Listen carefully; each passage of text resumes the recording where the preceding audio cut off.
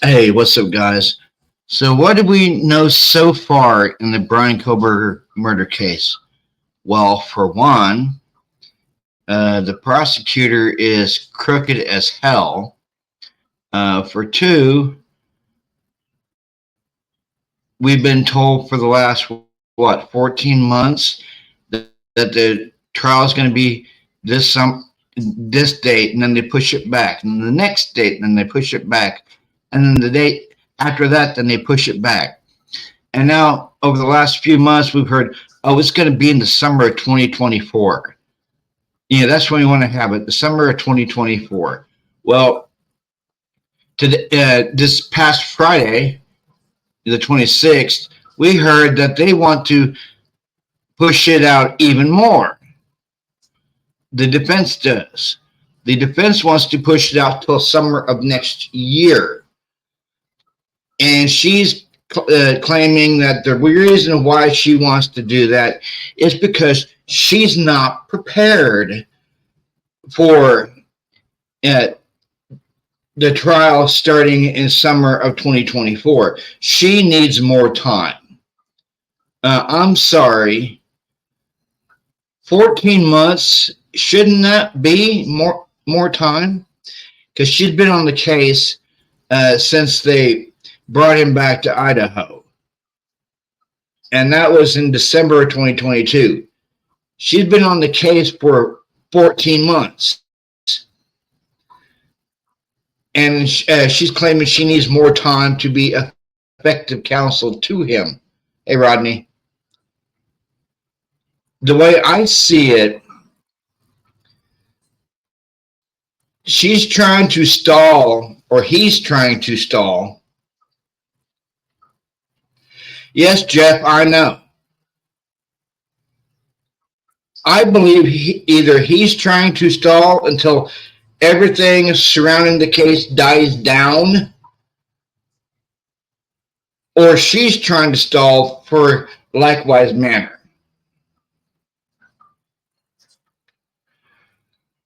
And then she's introducing a change of venue. The only county there in Idaho that has not heard about the Brian Koberger case is Lewis County. And Lewis County, according to Judge John Judge, is population 500. Even the prosecutor said the town is so small, it would not fit their needs for accommodations for the numerous witnesses that's flying in. And he said, the prosecutor said, since this is a Latah County case, he feels that Latah County should be the ones bringing the case. Personally, I somewhat agree with the prosecutor, but at the same time, how many jurors are they going to get that's unbiased in Moscow? You're not going to get very many unbiased jurors.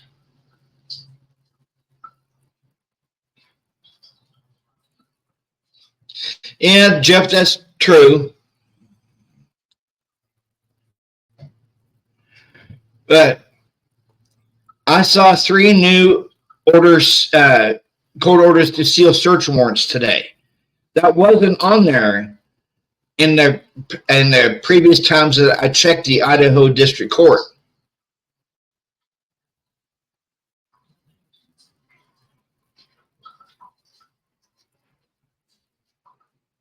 Yeah, I know, Rodney. I know you feel like that. And the ones that was on there today, because they just got added the day after the Brian Koberger hearing, and it was court orders to seal search warrants for Microsoft, for TikTok, and for Meta, Instagram, and Facebook. And the only 3 names I saw on the search warrants that they're wanting the data for was Xana, Maddie, and Kaylee. I did not see Ethan's name anywhere for the search warrants, which I don't understand why. I mean, he was a victim, yes. Yeah, so wouldn't they be searching for his Instagram as well as Xana, Maddie, and Kaylee? And they were primarily looking for Xana, Maddie, and Kaylee's linked credit cards and any bank accounts linked to Instagram, TikTok, and Microsoft.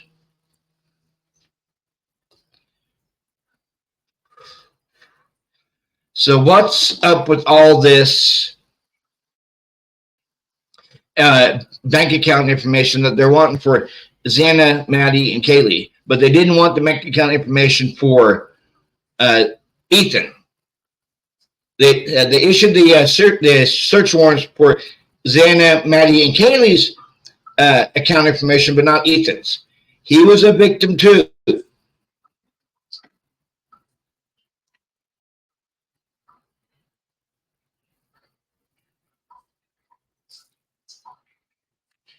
Yeah, I know, Jeff. I know. And I watched a new interview today that Christy and Steve did. And according to Christy and Steve, when Kaylee was found in Maddie's room, she wasn't lying on the bed.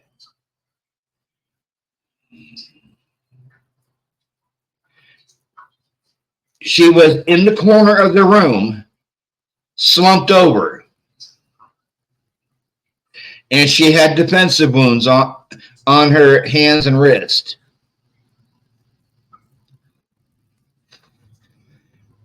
And according to Christy Gonzalez, Maddie wasn't laying on the bed either. Maddie was in the corner, sitting on the bed, slumped over. Yes, Jeff, she was sitting up in the corner.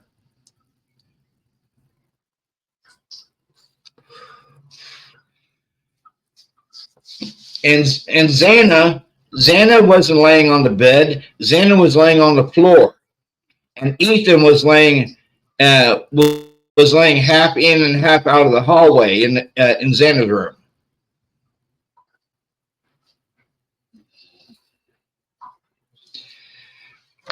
According to Christy Gonzalez, that room that Maddie and Kaylee was in was so tiny. Like every time you closed the door, it would scrape the bed.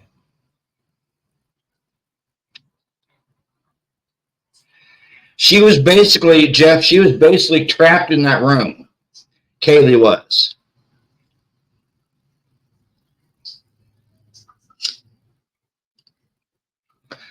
I don't know if she was trying to scooch away, but I know her mom said that she had defensive wounds on her wrist and her hands.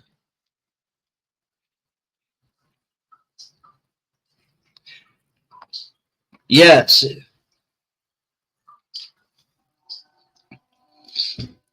It was discussed by his parents too, that he was laying half in and half out the bedroom, and Xana wasn't on the bed. She was laying on the floor in between the foot of the bed and the door.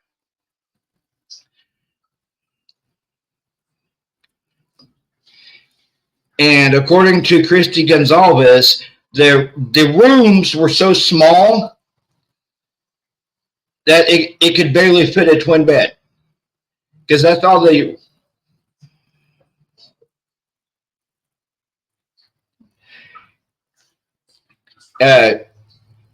because all the rooms were so small, they could barely fit twin beds. So there was maybe 2 foot from the window to the bed, and less than 6 inches from the door to the foot of the bed.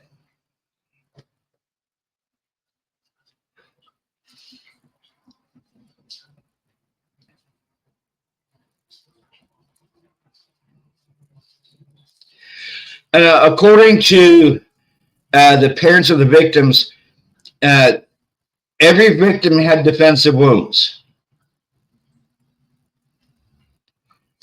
Maddie had defensive wounds. Kaylee had defensive wounds. Xana had defensive wounds, and so did Ethan.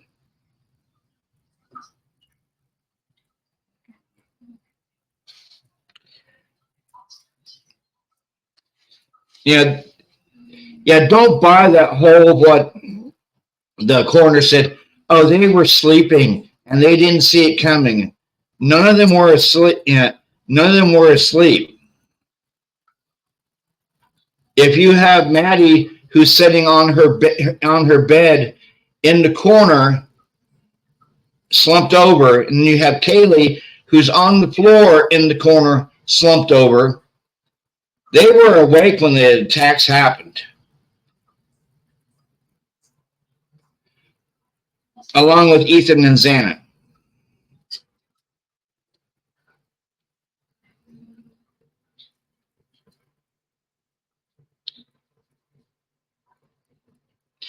Oh, Jeff, Kaylee, technically, she didn't live there.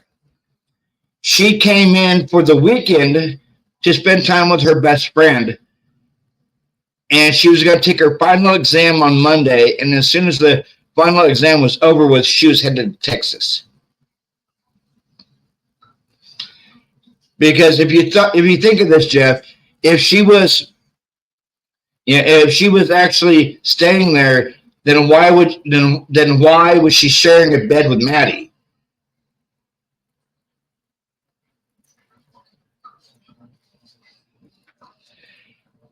Because if she was staying there, she would be killed in her own room.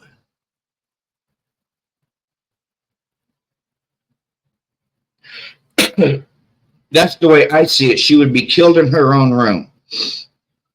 So she wasn't technically living there. She came into town long enough to visit her best friend Maddie, show off her Range Rover, and then she was headed out of town again to Texas because she was going to be starting an IT job down in Texas.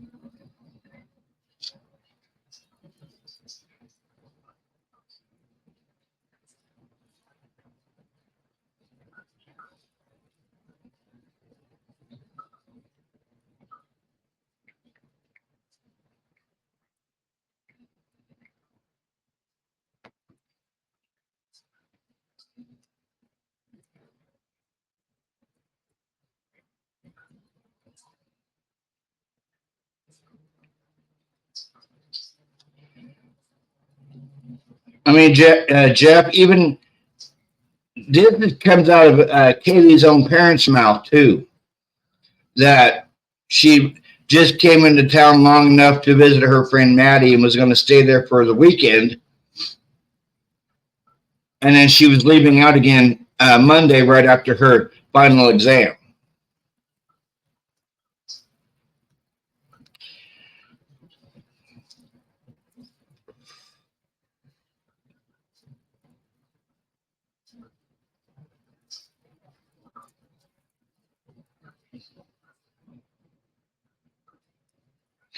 Then how come Kaylee was found in Maddie's room?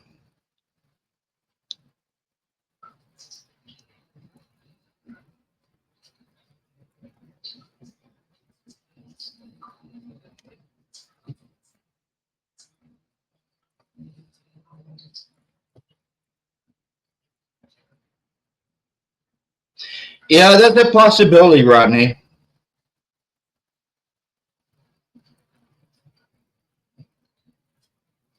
Yeah, they mentioned her trash can, how it wasn't even gone through by the police.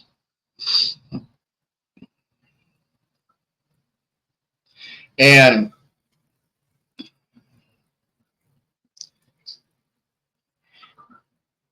they still haven't got all the downloads off of Kaylee's phone either. It's still being...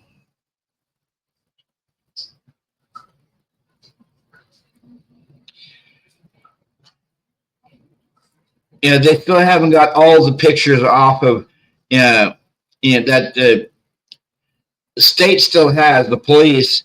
They haven't got everything back that was Kaylee's. It's still sitting in some storage place 14 months later.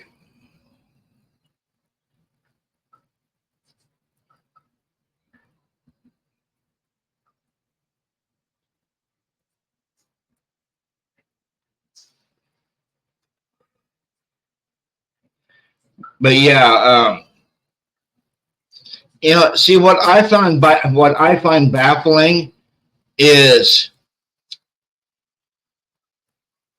Ann Taylor dropped both Xana's mom and Maddie's stepmom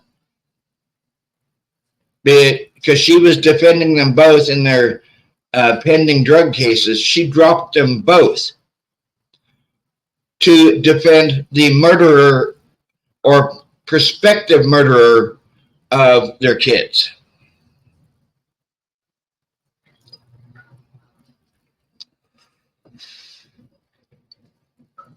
I find that a little baffling and a little fishy as well.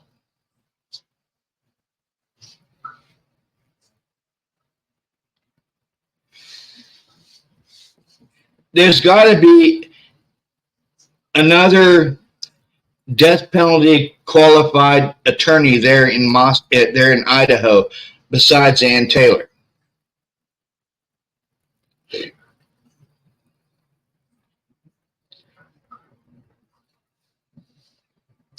And then Ann Taylor standing up.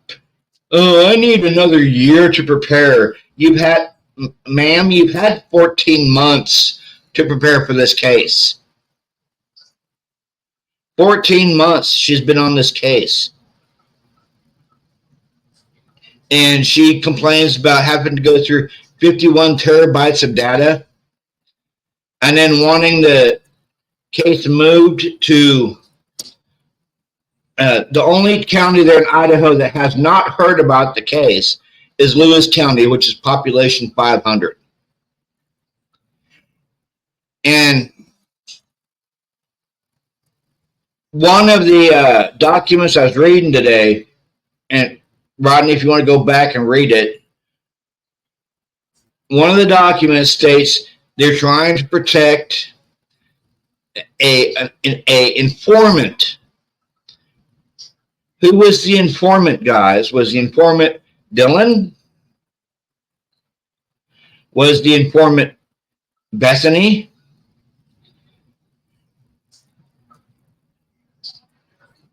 Bethany basically moved out of the state of Idaho, and she's living very low key in a private life in Nevada. But Dylan has come out of hiding as of late to go to a sorority function there on the campus of U of I for her sorority Pi Beta Phi. But yeah, according to her dad, she is a social recluse. She plays video games and she's suffering massive survivor's guilt. And she's seeking trauma therapy from her spiritual advisors in her town or in her community. Spiritual advisors, guys.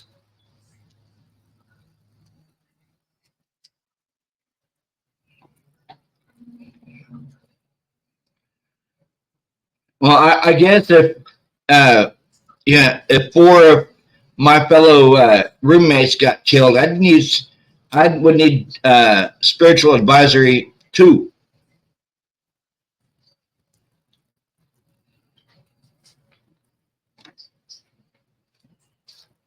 I mean, what do you guys think out there?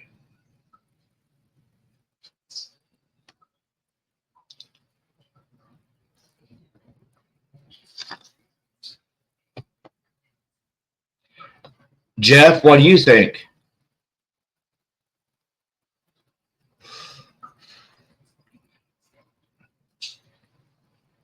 But I'm not too sure if I believe this whole 4 a.m. timeline.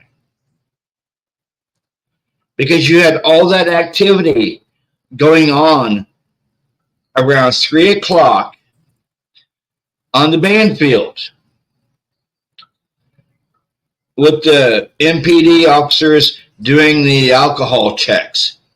You had 5 people running away from the house at like 3:15 in the morning.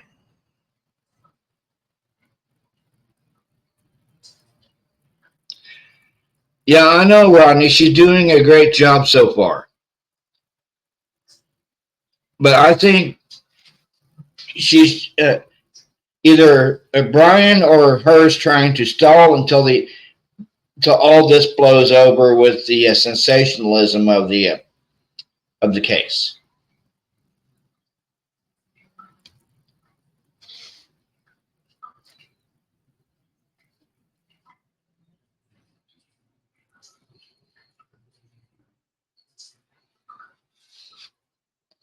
That's what I think, guys.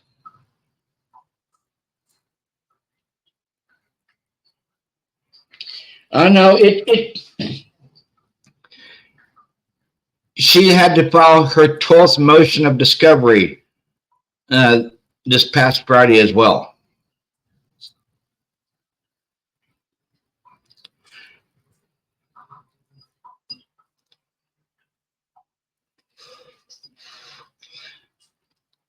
Twelfth motion of discovery. Yeah, the prosecutor should have handed it over. He should have handed everything over day one. I mean it, guys. Why is this prosecutor, guys, sealing everything? He's sealing the search warrants. He's sealing the IGG. He's sealing the metadata. He's sealing the TikTok information. He's sealing the Microsoft information. And why is it only on Xana, Maddie, and Kaylee? Why not Ethan?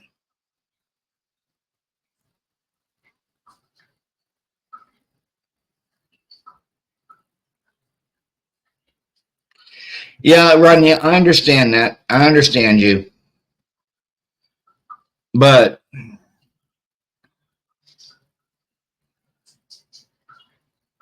everything in this case is, even Ann Taylor, guys, Ann Taylor said the complexity and the enormity of this case is why she wants to push it out until summer of 2025.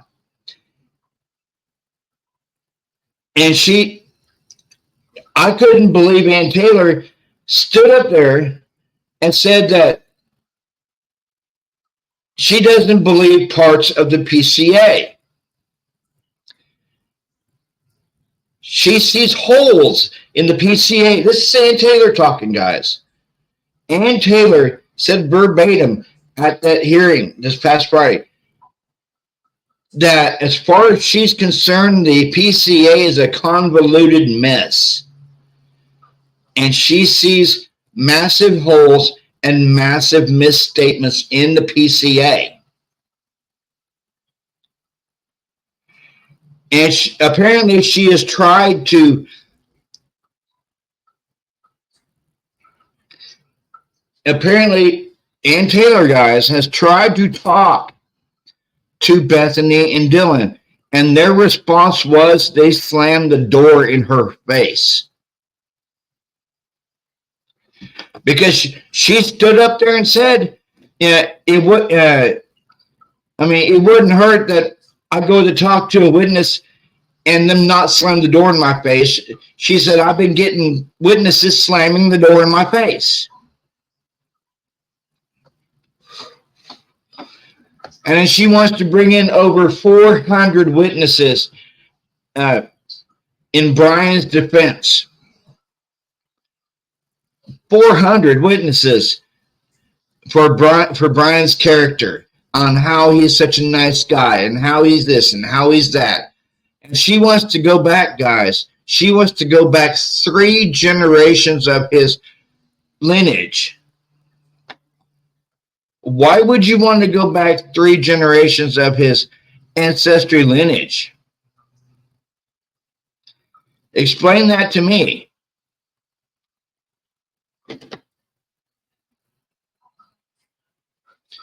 Why would you want to go back 3 generations? Are they trying to make it to where he might have some chemical imbalance by looking at his genealogy history? Are they trying to get him off with an insanity plea? I did a lot of digging, and to become a PhD in criminology, you can't be a lunatic. You can't have any mental illnesses.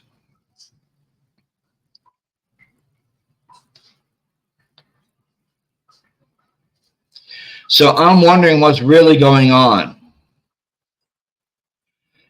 And then the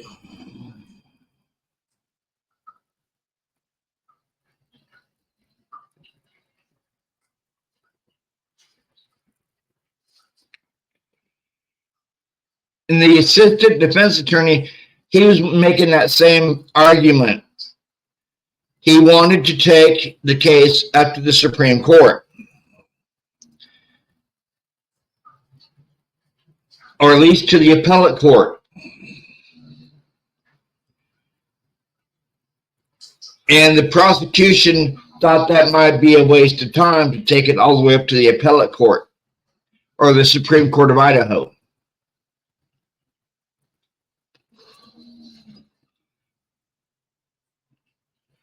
And the prosecution did not like the fact that the assistant defense attorney said, they're trying to kill Mr. Kohberger. I don't know if he said that to scare Brian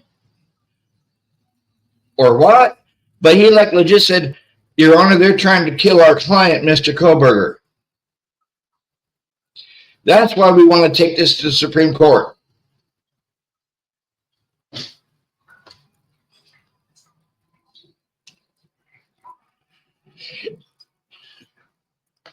The Supreme Court, guys, is a stretch. It really is. But I think they're trying to stall so the heat will die down on the case. And they want to move the case out of Moscow. So possibly they, in a different county, like say Lewis County, they could get a not guilty plea.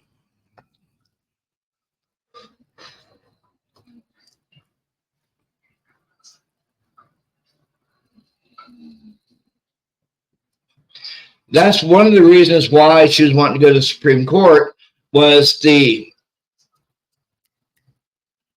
grand jury indictment, because she feels that the grand jury wasn't given the proper evidence, that evidence was being held from the grand jury.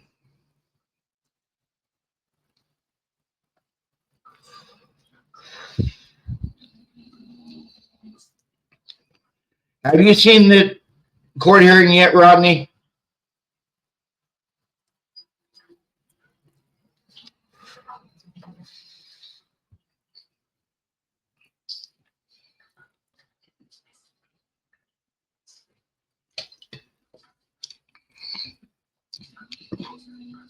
Because if you haven't seen it, Rodney,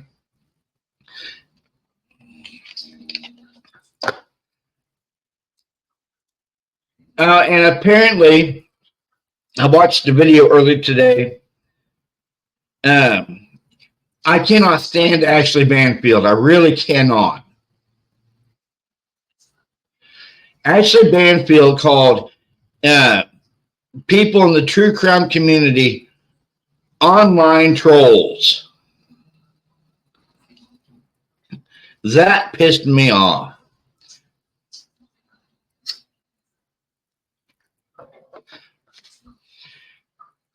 Because Dylan is trying to heal, and she's being raked over the coals by people online because she's trying to live her life.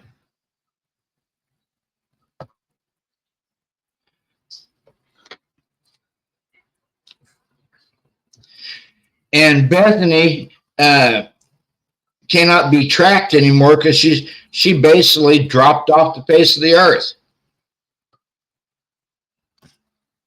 And good luck, Bethany, testifying in the trial next year.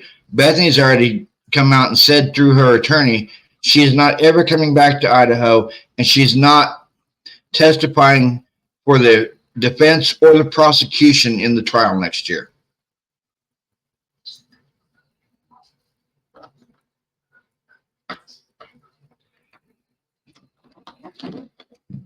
And I don't think Dylan's going to either.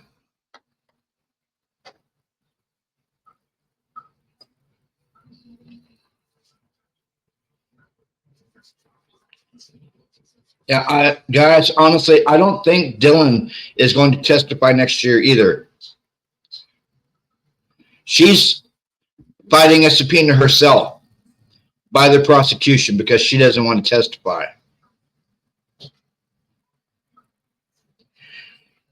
Because she has too much survivor's guilt. And she just wants to put November 13th, 2022 behind her. She doesn't want to think about it. She doesn't want to hear about it. She's not even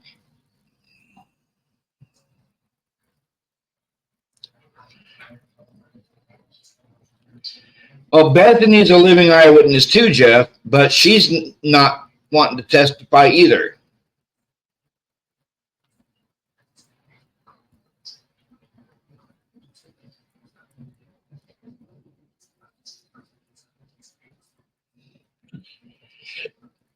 How will she get extradited by force, Rodney?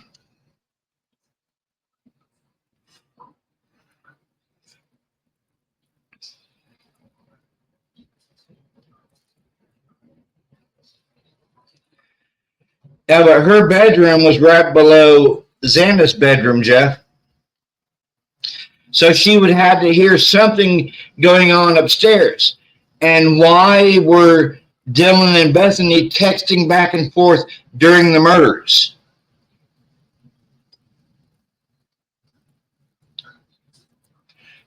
For someone being in frozen shock face,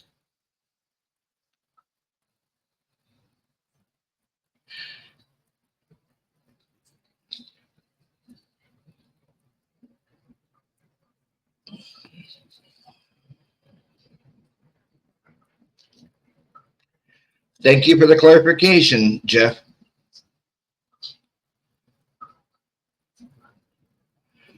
But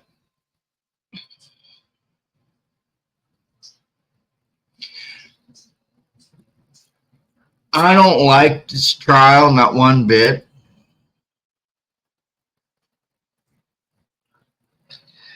Yeah, well, Dylan heard something because she kept opening her door. She opened it like 3 times. And then the third time she heard Xana crying, and then a man's voice going, "It's okay. I'm going to help you."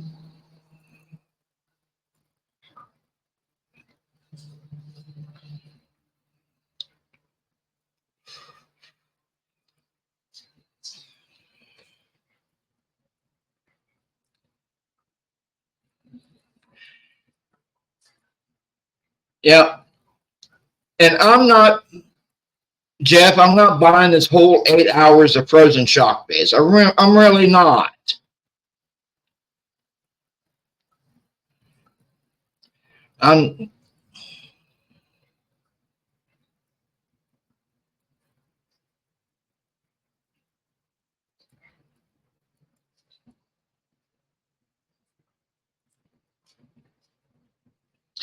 I never thought about that before, Jeff. Guys, it could have been Ethan saying, "It's okay, I'm going to help you." That could have been Ethan saying that, not the killer.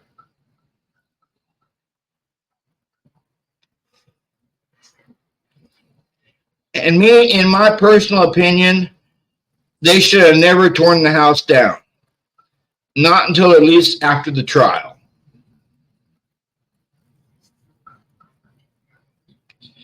They should have waited until after the trial to tear that house down.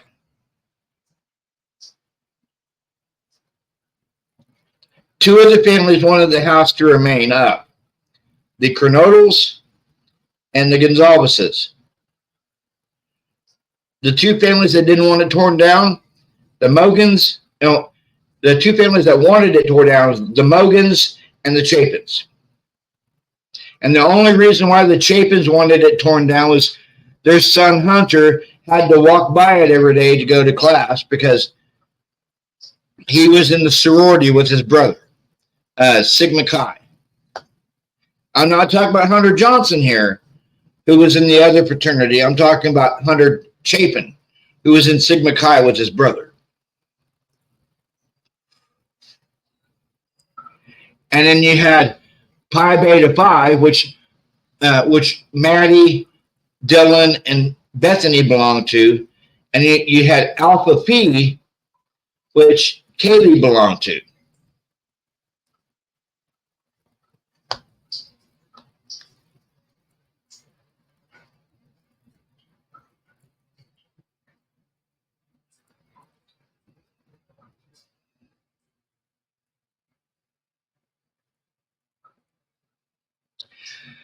Yeah, that's a good possibility. Maybe Xana fell down and she was drunk.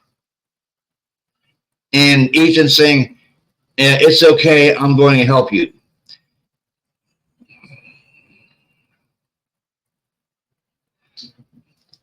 Yeah, that is also another possibility. He goes into the bedroom to help Xana up, and then he's ambushed by the killer.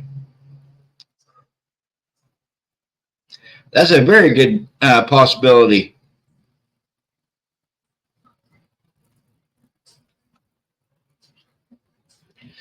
But all I know is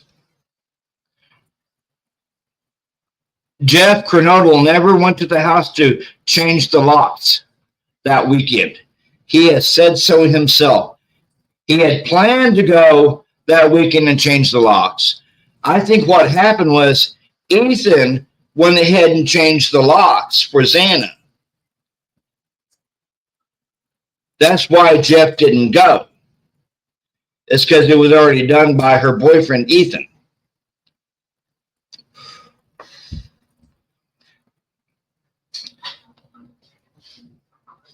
You've got to use your mind on this, guys.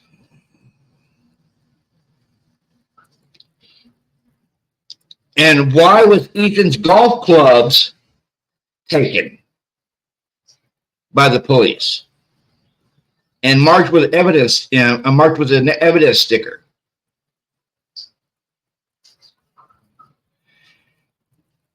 And why did Dylan wait 8 hours to call 911? 8 hours, guys. And it was Hunter Johnson who found the bodies. Because they called their sororities first, then they called the fraternity that Ethan belonged to. Then they called the other fraternity, which his best friend Hunter Johnson was a part of.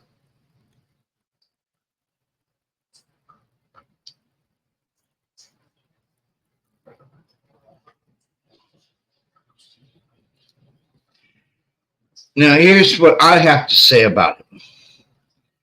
If Maddie wasn't laying on the bed, how can a knife sheath be found laying beside her if she was up in the corner slumped over and Kaylee was in the corner on the floor slumped over? This whole narrative of the kids were asleep that was brought on by the coroner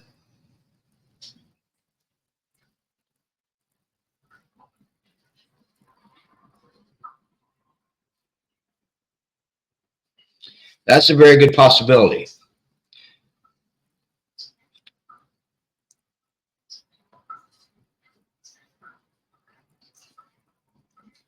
Then how did all this stuff get started, guys? With, oh, they were asleep. The knife sheath was found laying between Maddie and Kaylee. When we now know that Maddie was slumped over on the bed in the corner of the bed, and Kaylee was on the floor in the corner, slumped over. How can the knife sheath be laying between them when they weren't even laying on the bed? Come on, someone tell me down in the comment section. And they all had defensive wounds. According to Christy and Steve Gonzalez, Kaylee had defensive wounds. Maddie had defensive wounds. Well, we know Xana had defensive wounds because her fingers were almost sliced off. And Ethan's injuries were different than Xana, Maddie, or Kaylee's. Ethan had his throat sliced or throat cut, where Maddie and Kaylee were stabbed to death. And you had Xana. See, each of them had different injuries. It says so in the coroner's report and in the PCA.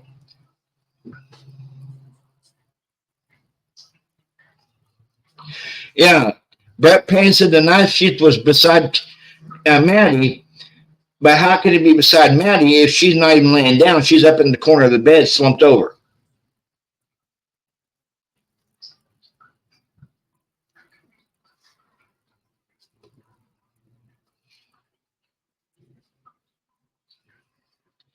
And why, if you're a PhD or going for your PhD in criminology and you have a master's in criminology, in forensics, why would you even bring a knife sheath into the house, guys?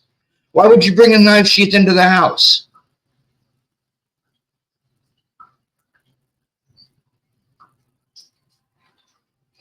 Yeah, the sheath had no blood on it, but still, why would you bring it in the house if you're studying criminology and you have your master's in forensics? Wouldn't you leave that knife sheath out in the fucking car? Like take the knife out the sheath in the car, leave the sheath in the car.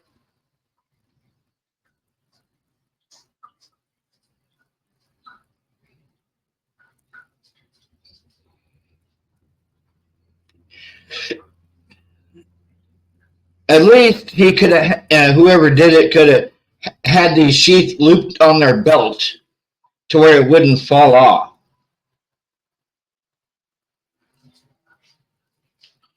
It's not rocket science. It's really not.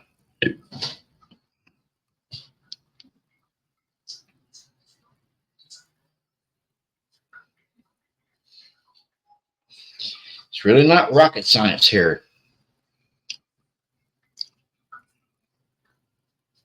Is Kohberger extremely smart, guys? Or is he extremely stupid?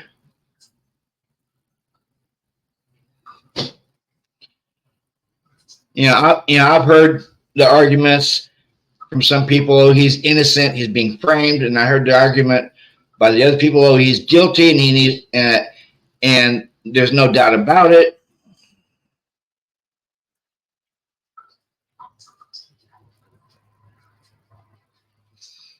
Yeah, that's what I'd like to know, guys. Why is there no blood on the knife sheath if these girls are laying in pools of their own blood? Like if the knife sheath was on the bed and Maddie's in the corner slumped over, wouldn't all that blood soak the entire sheet?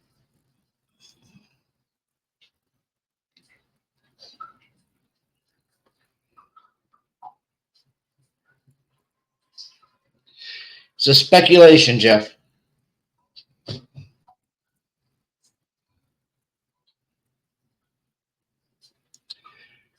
Yes, and there are pictures too.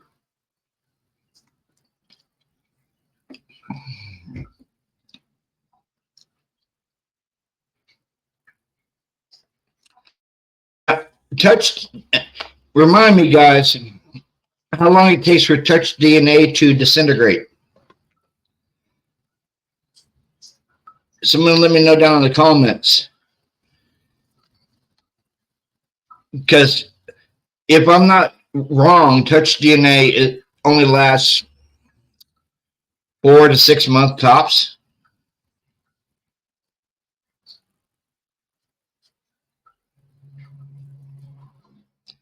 Well, that's true.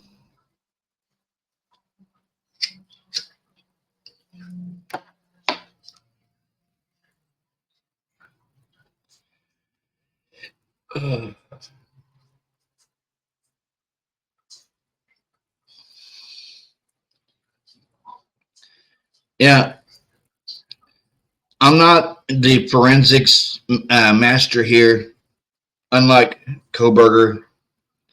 Only Koberger would know how long touch DNA would last on an item. Only Koberger would know uh, about DNA forensics since he has a master's degree in it, and then going for his PhD in criminology. Here's what kind of bewilders me. If he's got his master's degree and going for his PhD degree and all this stuff, guys, then why did he make? I'm not saying he did do it. I'm not saying he didn't do it. Why would he make such rookie mistakes? Having a master's degree in forensics, why would he make such stupid mistakes, such amateurish rank mistakes, leaving the knife sheath behind?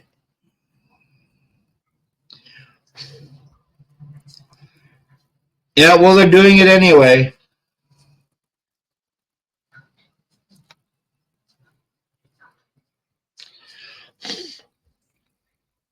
Yeah, the DNA was a huge mistake made. But what I would like to know is why, oh, why? You've got 3 unknown male DNAs. Why isn't the prosecution testing them?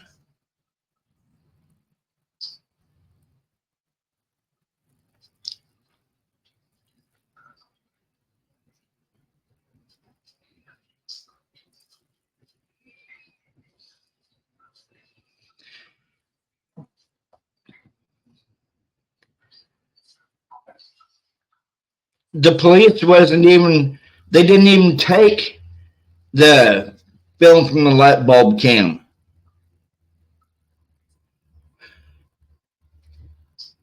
The leaked photo of the truck setting out in front of the home was the only leaked photo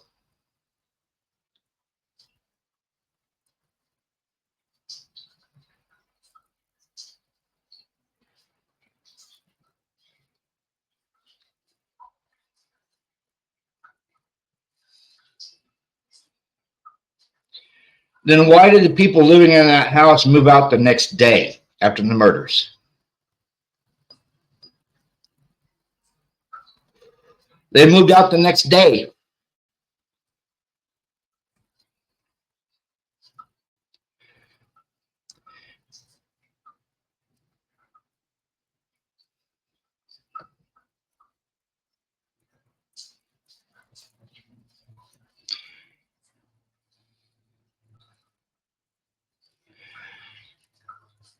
If the 3 DNAs weren't viable,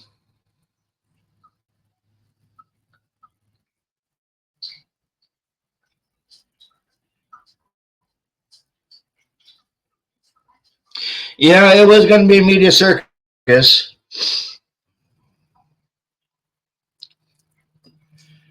But I downloaded this app on my computer called Land Glide, and there's some very interesting property names around Moscow.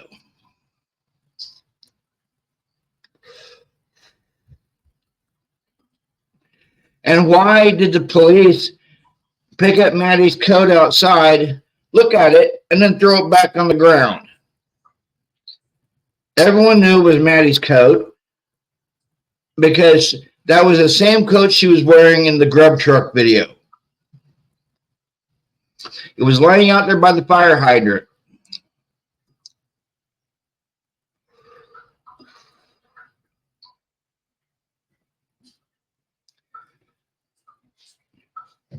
Yeah, and Saeed, the one that they stopped at the Banfield for having the chewing open beers, do you realize he owns his own bungalow apartment complex there in Moscow?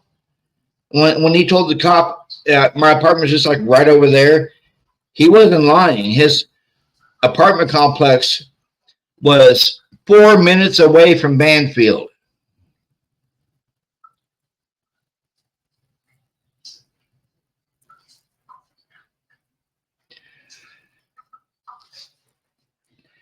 I don't know, and I don't think the police cared because they picked it up, they looked at it, and they chucked it back down like it was trash.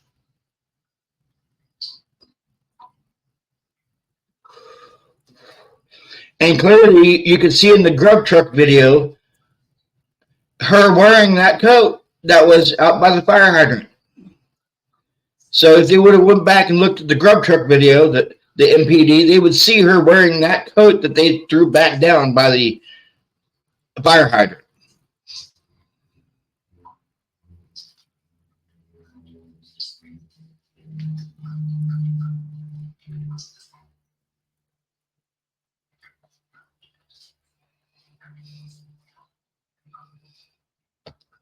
And let me look up something.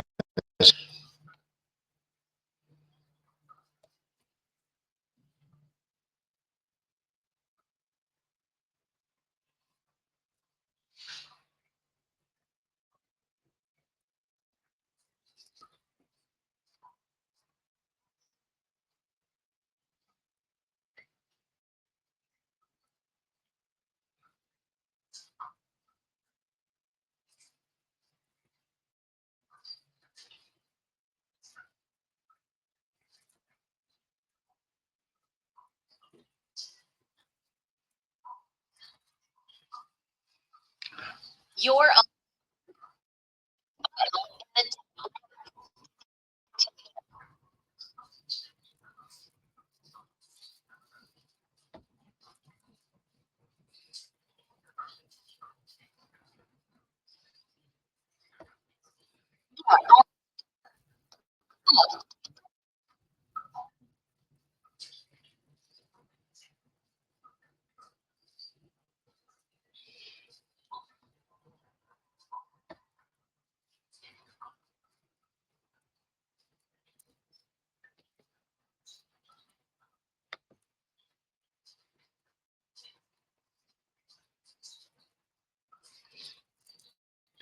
I'm opening up Land Glide, guys. Land Glide, so I can show you the very interesting names on the buildings there in Moscow.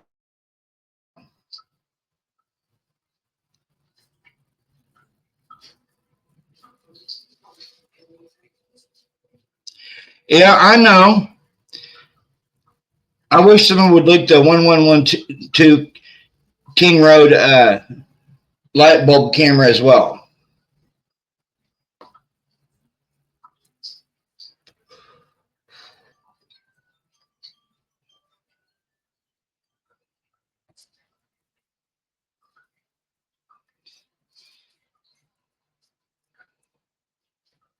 I really wish someone would leak that.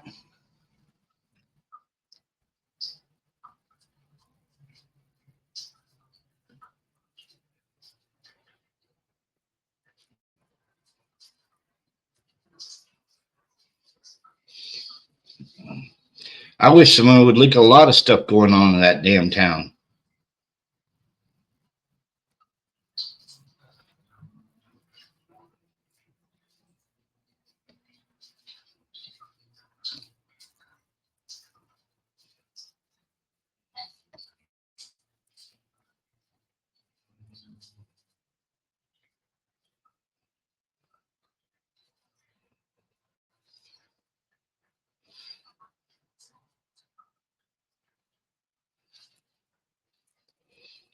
I'm looking up something, guys.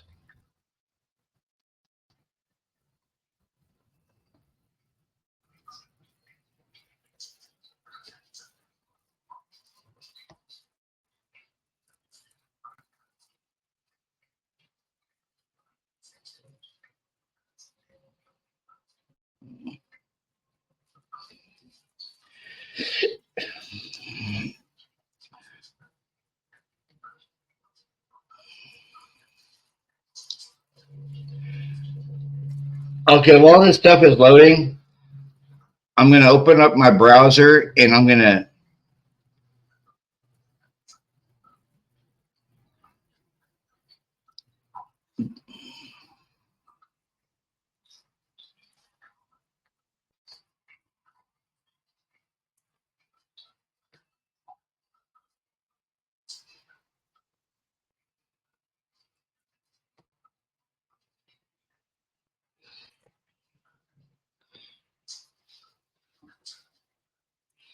yeah.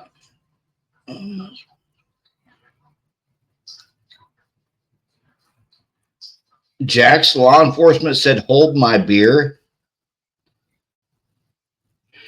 And guys, how do we even know the night of the murders that Kaylee and Maddie was calling Jack D? How do we know they wasn't calling Jack S? We don't know that, guys. We don't know who they were calling that night. We don't know if it was Jack D or Jack S. And what's kind of funny is Jack S. Jack D had a white freaking four-door car sitting in his driveway of his parents' house. Yeah, I don't think the prosecution has the right guy either.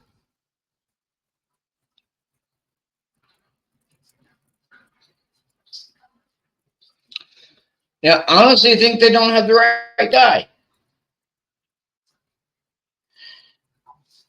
Until someone proves me wrong, I'm going to think that they don't have the right guy.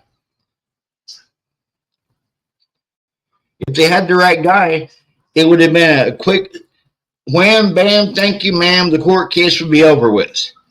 It wouldn't be all these delays and sealing of the records and sealing of the search warrants and sealing of the evidence.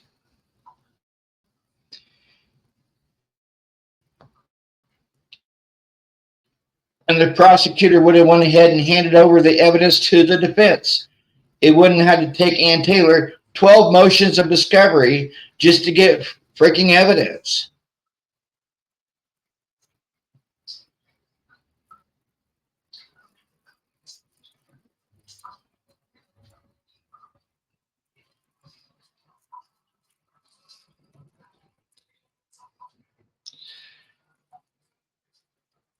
Yeah, I know what you're saying.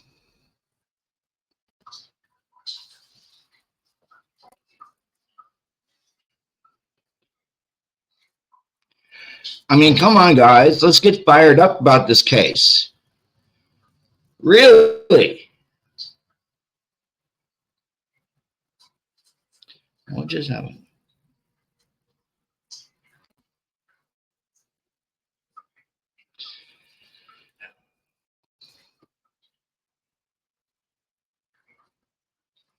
Yeah, I know it's kind of hard to help someone get away with murder.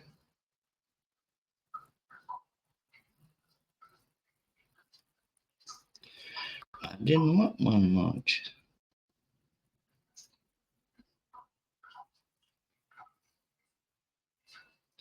And I'm starting to believe it.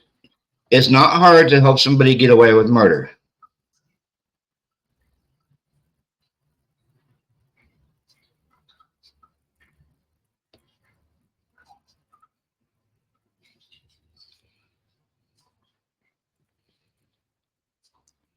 What the fuck?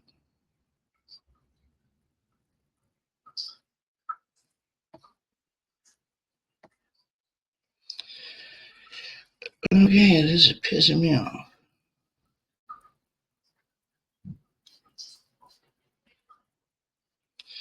Yeah, I didn't want that.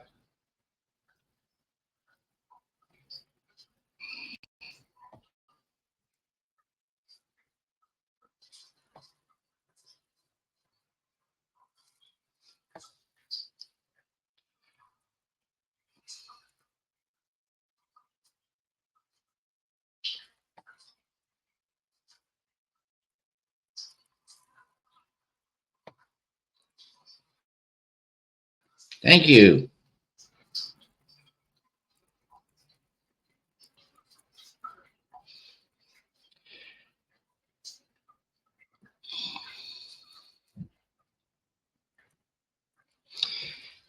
Yeah, I know Ann Taylor wants more and more time, but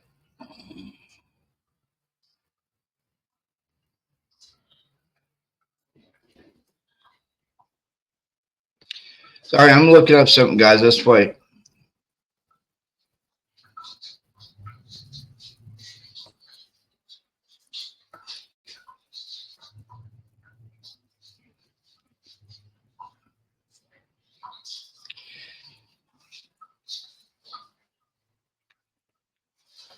If it was easy to help someone get away with murder, then we'd all be happy.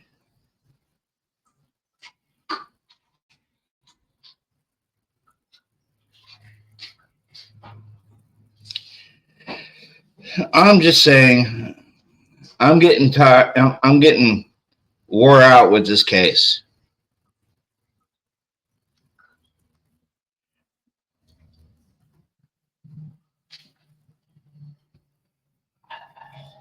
Okay, guys, maybe this is the right one. Yay, I found the right one.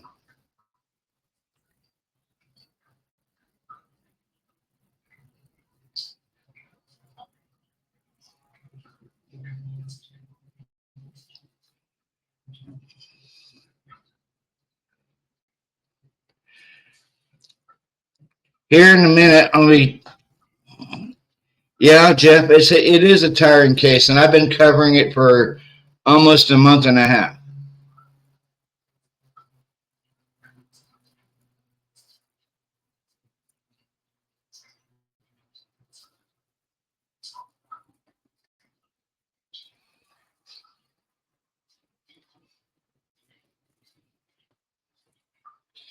And right now, I'm trying to get this tour set up so I can take you guys on a tour.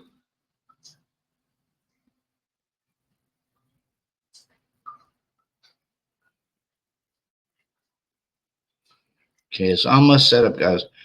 I want to show you guys exactly how crooked Moscow is on this little tour of who owns what in Moscow.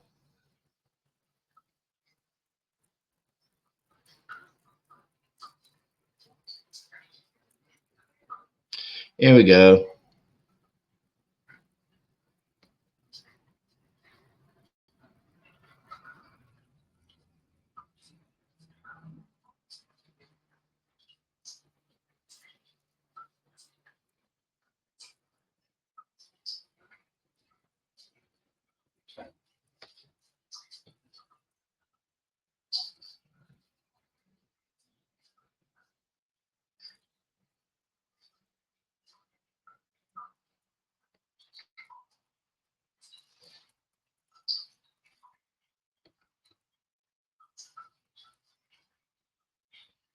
Mm-hmm.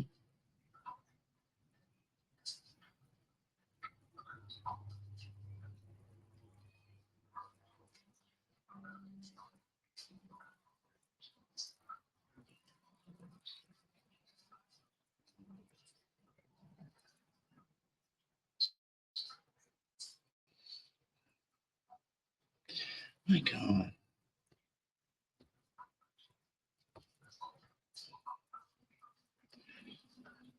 Gee, I just love it when my freaking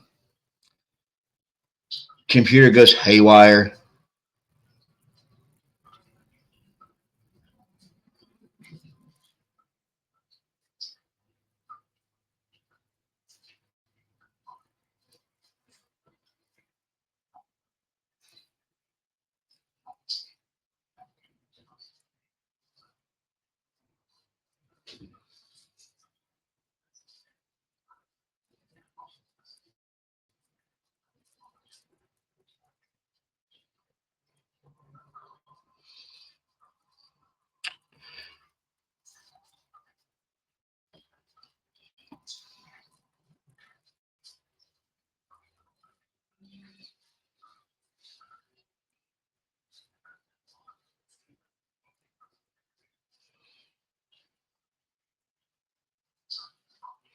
Yeah, I'm trying to get this set up for you guys so I can take you on a tour of who owns what in Moscow.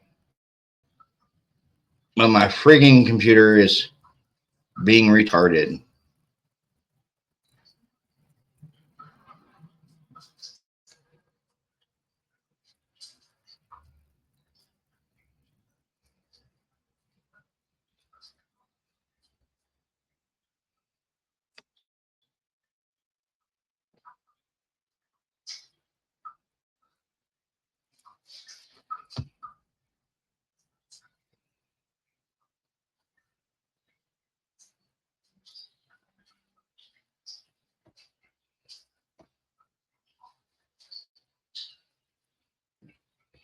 Yeah, close this program.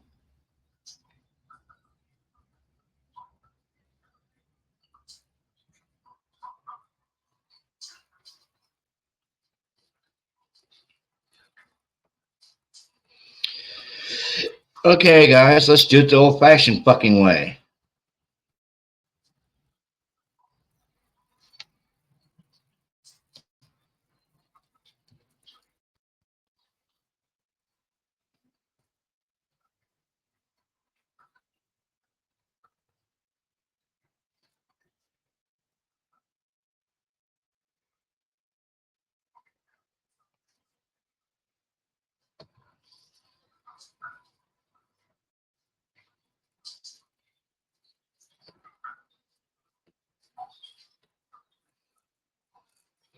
Let's take a trip on Google Earth.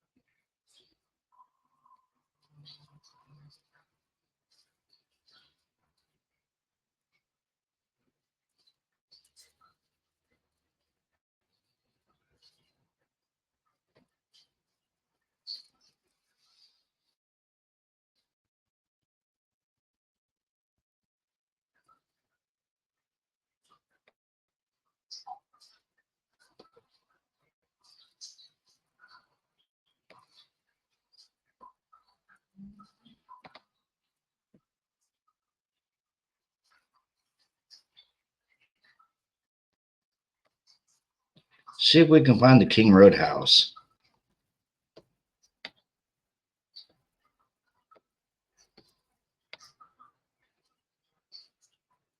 Paradise Valley.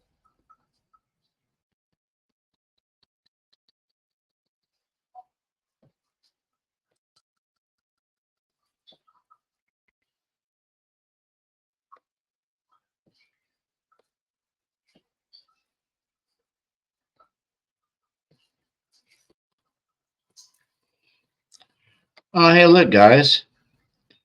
The house is still here on Google Earth, even though it's gone.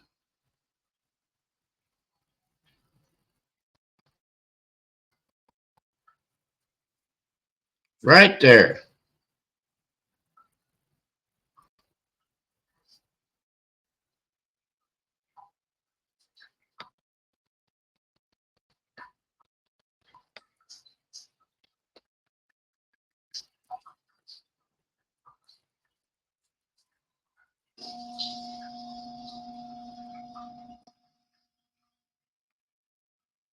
Does everyone recognize this right here? Where they caught the Linda Lane footage?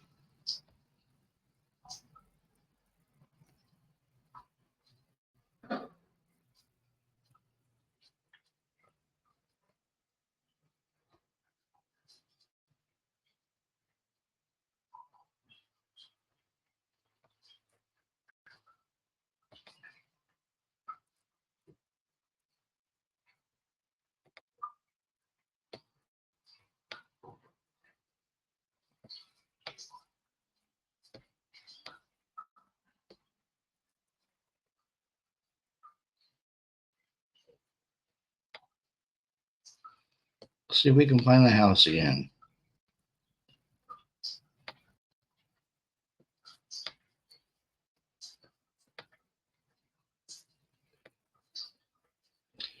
There's the Moscow Police Department.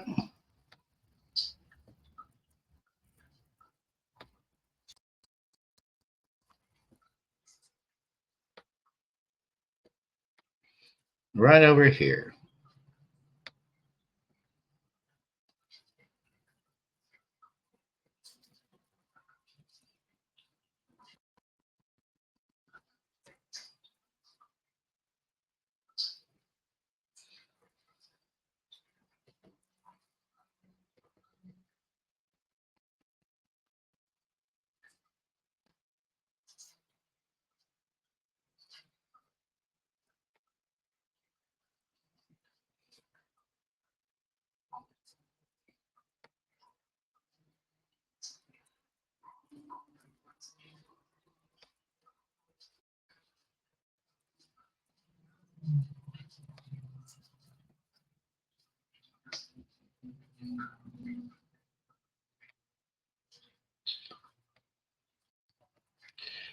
There's the Linda Lane footage, guys. Now, if you guys remember, the person that walked up this way to this dumpster right here and then walked this way,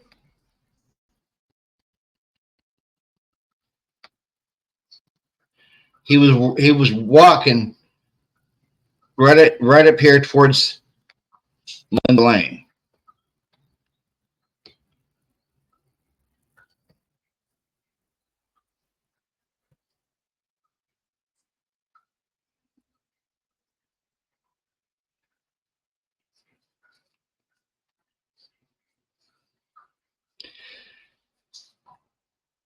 Yeah, that's 1320 Linda Lane.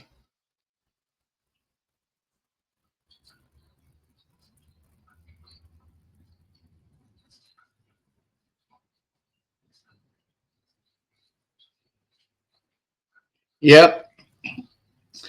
Now,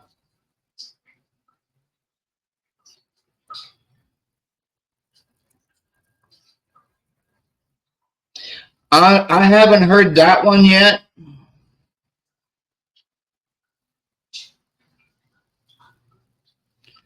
I haven't heard that one yet.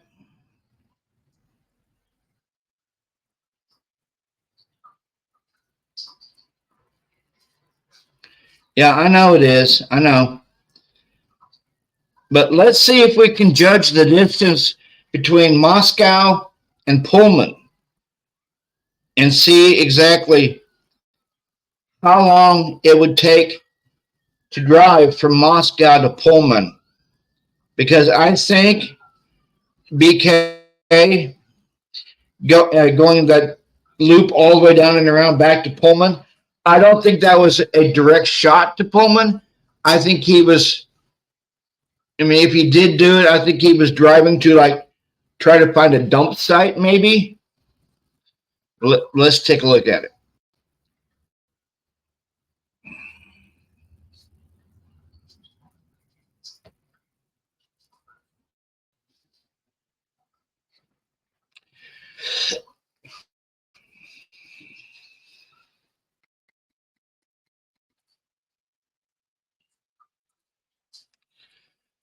Let's go the actual Google this time.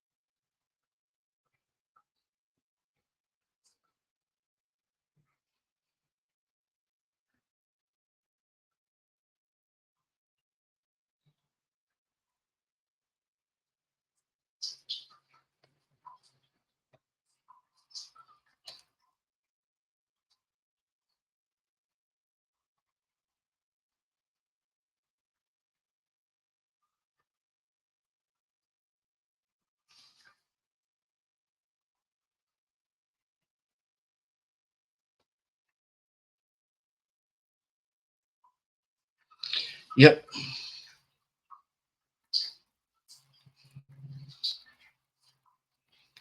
I knew it. I knew it. I knew it. I knew it.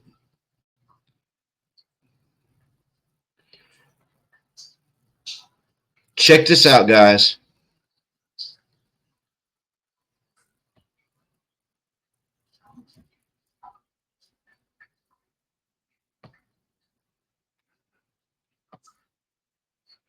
It's a straight shot to Moscow. It's a straight fucking shot. 14 minutes.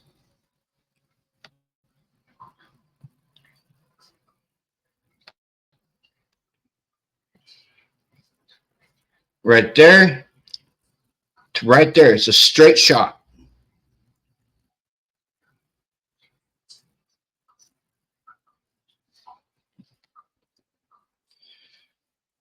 So, which makes me wonder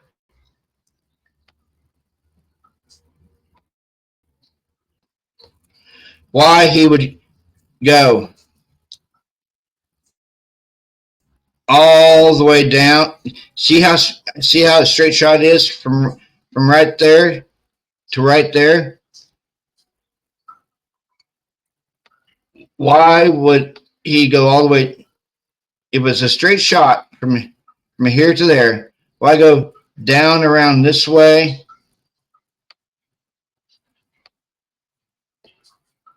Around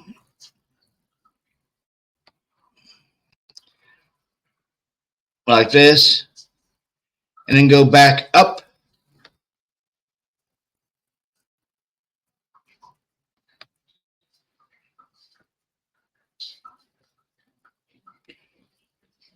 and bam.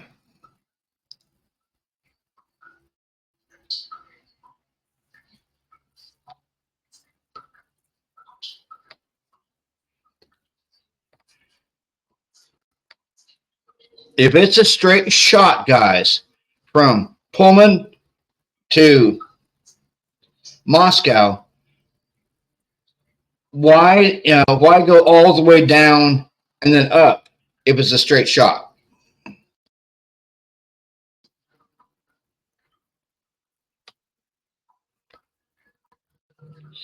See, look, straight shot.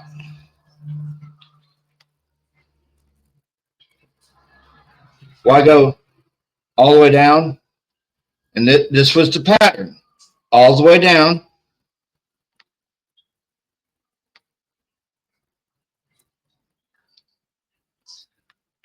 All the way down and then up this way.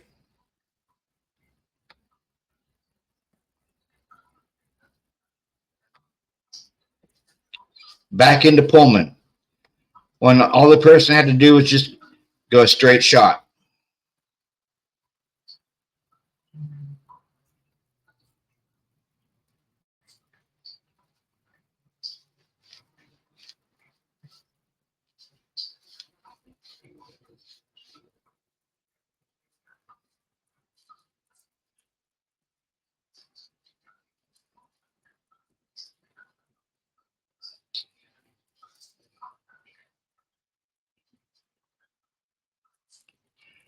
Or he was looking for a dump spot.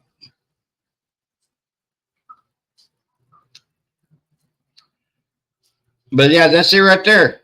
It's a straight shot from Moscow to Pullman.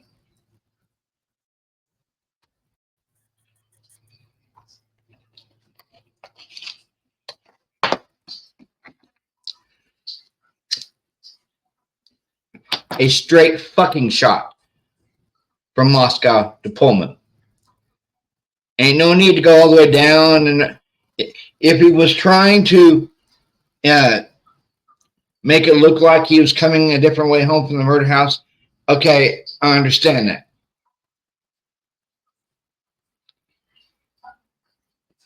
But he could have just went straight back to the house from Moscow because it's a straight shot. And it's a 14-minute drive time.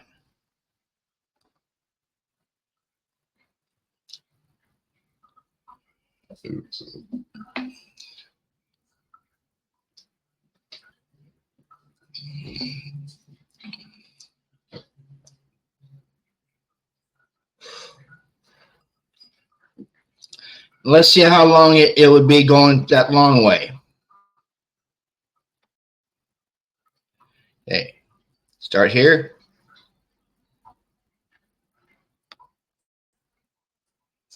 All the way down.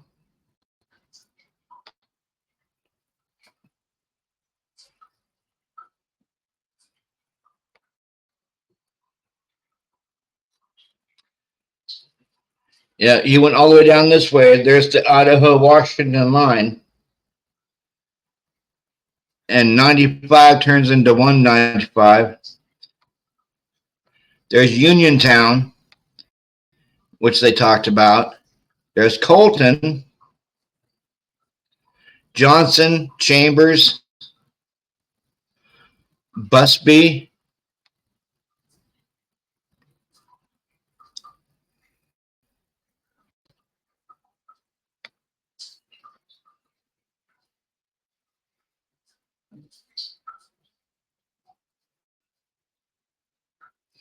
There's Pullman.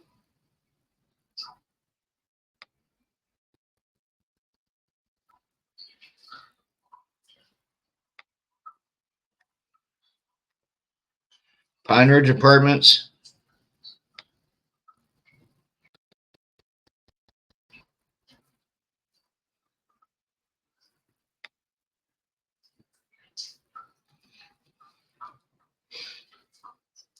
There's Olympia Drive, Wilson Road, Hog Lane.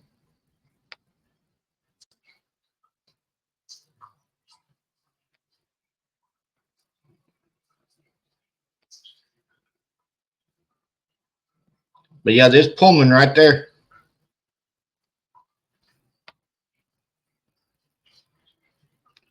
And if you back out, boom. 14-minute drive, guys.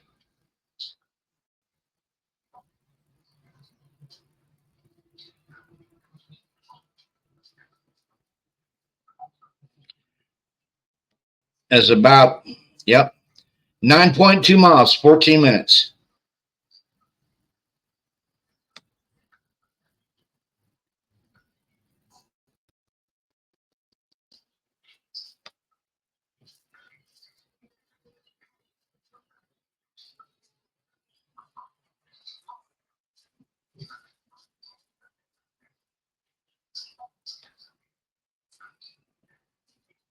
There's the Latah County Courthouse.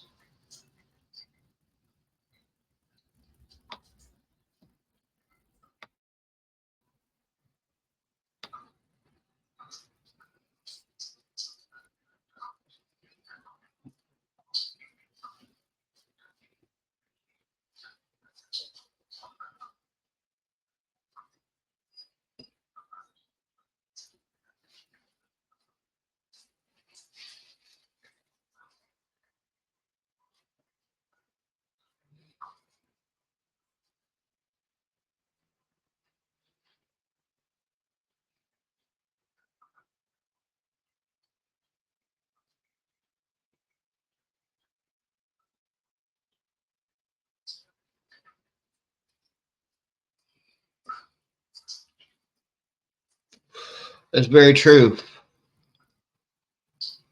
Very true.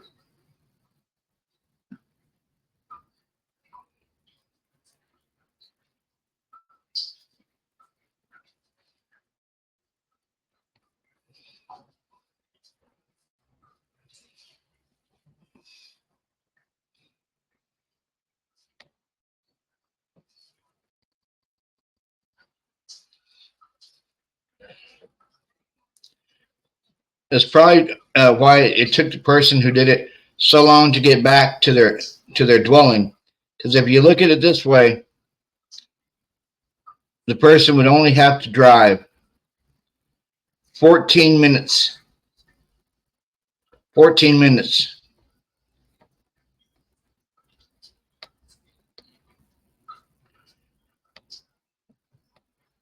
And there's Pullman right there.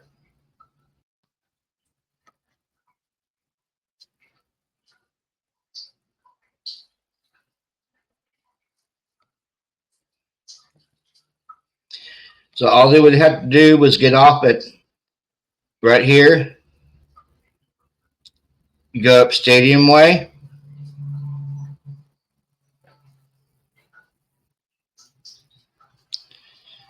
And there you are at Pullman.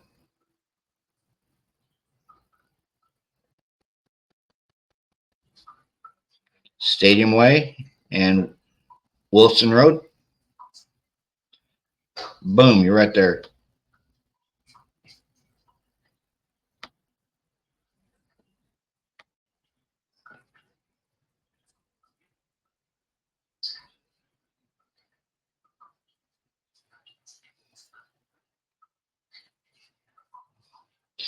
All right, I'm going to bed too, guys. Please like, subscribe, and share my channel, and hit the bell notification for any new uploads. And while you're here, if you want to become a member, go ahead and hit that join button. And here in the next few weeks, I'm going to be going to members only lives. So if you want to watch my lives, you got to become a member, guys. You guys have a happy Sunday night, and peace.